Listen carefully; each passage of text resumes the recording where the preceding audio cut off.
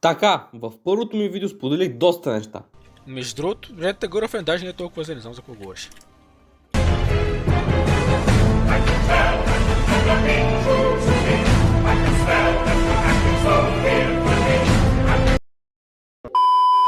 Включително и мъката, която изпитвам от липсата на каквато и да е информация за следващия сезон на първото ми аниме и една от първите ми манги One Punch Man.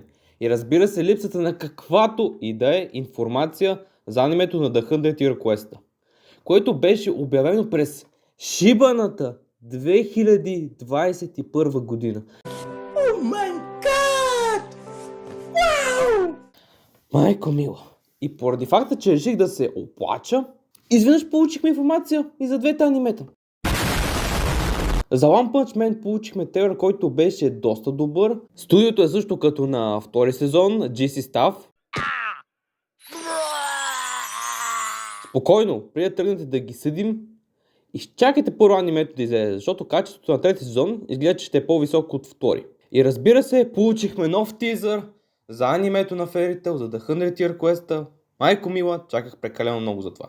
И точно така, това е нов тизър, защото много малко хора дори са гледали първия.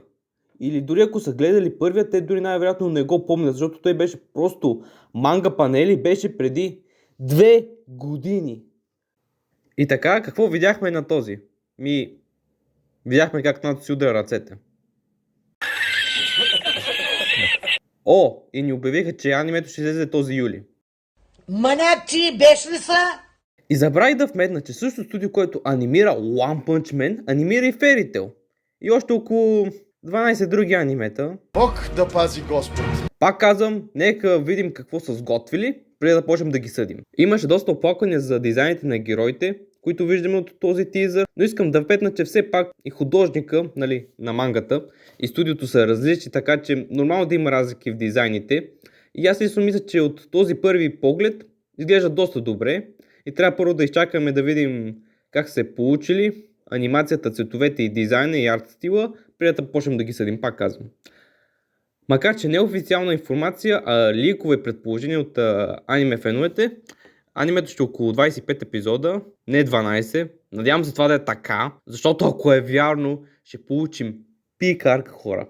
Аз лично харесвам тази арка повече от някои iconic арки в Fairy Tail, като Кулата на Рая, големите магически игри, Phantom Lord. Нямам търпение да видим моя човек Нацо и моя човек Грей. Между другото искам да ви питам, Грей смаш ли е? Би ли пробвал нещо като семе на тежест? Бих усмукал кора на Грей.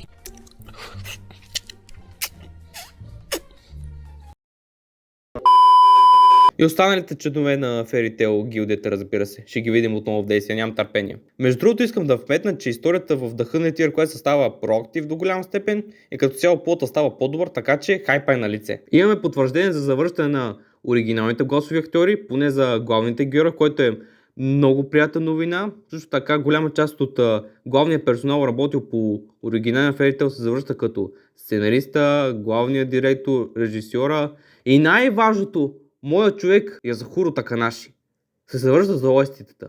Така че ако анимацията е траш, поне OST-тата ще спасят положението. Като в финалния сезон. Композитора сподели наскоро в Twitter, че е надминал себе си в правенето на тези OST-та и ни позволи да чуем малка част от тях.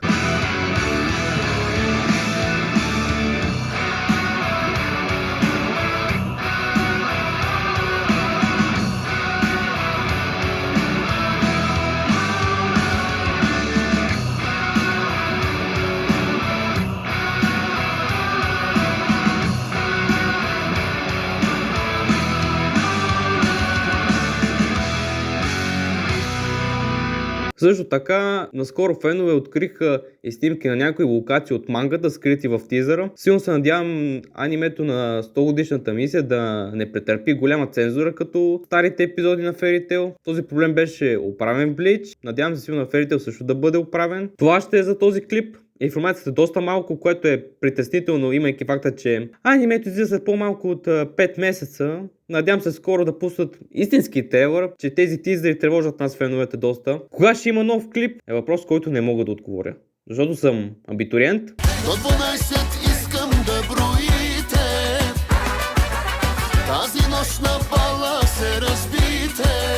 Но ако има, ще ви питам в секцията общности в YouTube какъв да е клипа, на каква тема, ще дам няколко избора. Освен ако Господ не реши друго. Чао, приятно!